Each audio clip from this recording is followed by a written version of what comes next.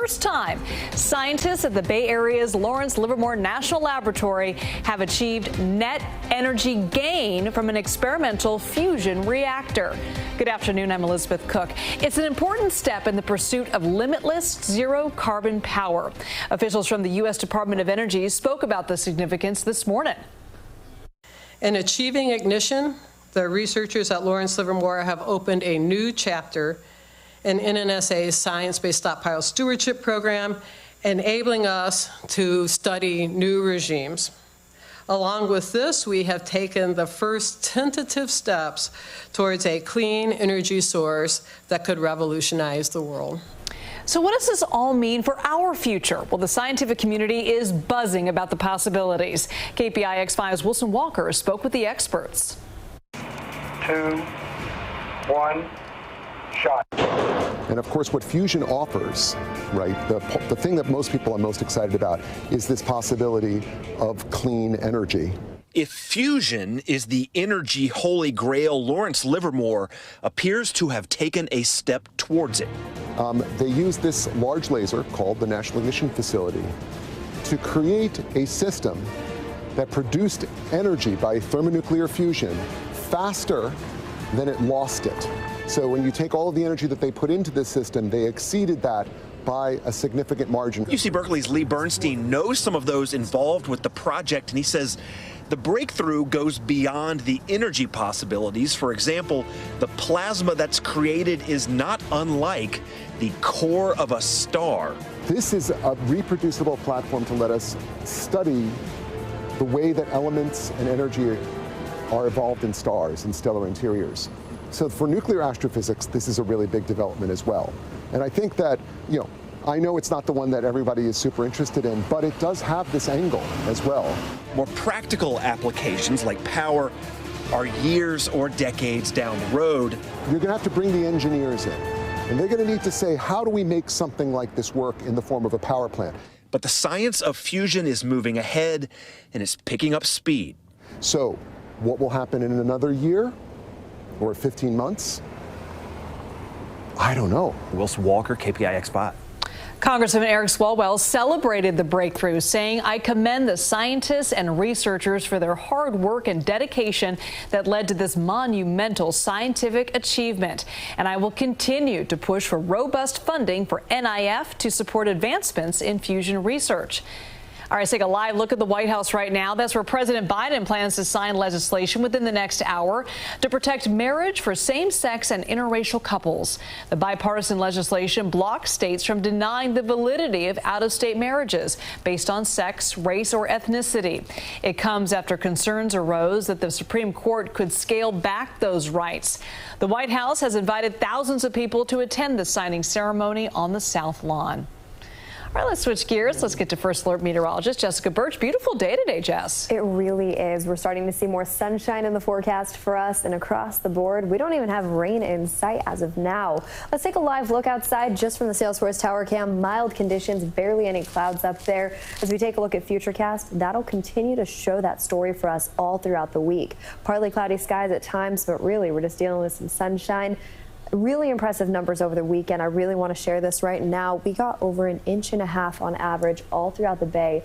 This was a very strong storm that pushed through, and it was a cold front in full force. So behind a cold front is cold, dense air. Hence the reason why temperatures right now are only sitting in the upper 40s and lower 50s.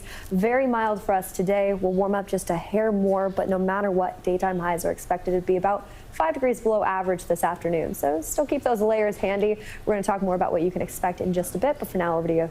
All right, Jess, thank you.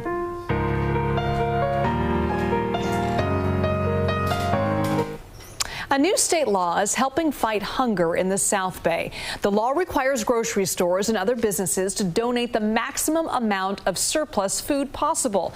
That's added up to nearly 5 million pounds in Santa Clara County in just the first half of this year. It's also a big win for the environment, reducing the amount of food that ends up in our landfills. And as we continue our Food for Bay Area Families food drive, our Reed Cowan joins us from the San Francisco Marin Food Bank. Reed, how's it going there today? It's going great. We're meeting so many amazing people. This room is going to be filled with volunteers very soon. And as you get ready to go into your lunch hour, I want you to ask yourself this question. What can I do with my resources? What can I do with my time to make life a little easier, life a little better in our community? It just starts with that question, very simple question that we ask that you ask yourself that here at the noon hour. And as you do so, I want you to really think about somebody who gets up early in the morning, comes here to the San Francisco Marin Food Bank, and makes sure that all of this food gets to the people who need to have their lives lifted a little bit. My friend Justin Andrews brings you this story. Walking out of this warehouse is a sign. Dominic Figueroa's day has already started, and the sun is not even up yet. But before starting his truck route, we have an app that tracks the truck. He's got to do some compliance checks, making sure safety is first. After a few quick minutes checking the truck, it's time for his morning routes. All right, you ready to go? Dominic is a driver for the San Francisco Marin Food Bank. He's only been here for a little more than a year. Truck driving is a real skill. A skill, but his spirit keeps him going. The emotions that I feel and I see in other people when I'm bringing them food. You see, Dominic used to be a maintenance guy at an apartment building. He says he's used to fixing things. Well, that hasn't changed. Dominic is helping fix hunger for thousands of families. Like, food brings people together on so many levels. And just to see that and be the person that is physically giving them the thing that they need, it just feels amazing. His route, just one of 65 deliveries a day for the food bank. It distributes mostly fresh fruits and vegetables, feeding 56,000 households a week. 1,500 pounds of fruit.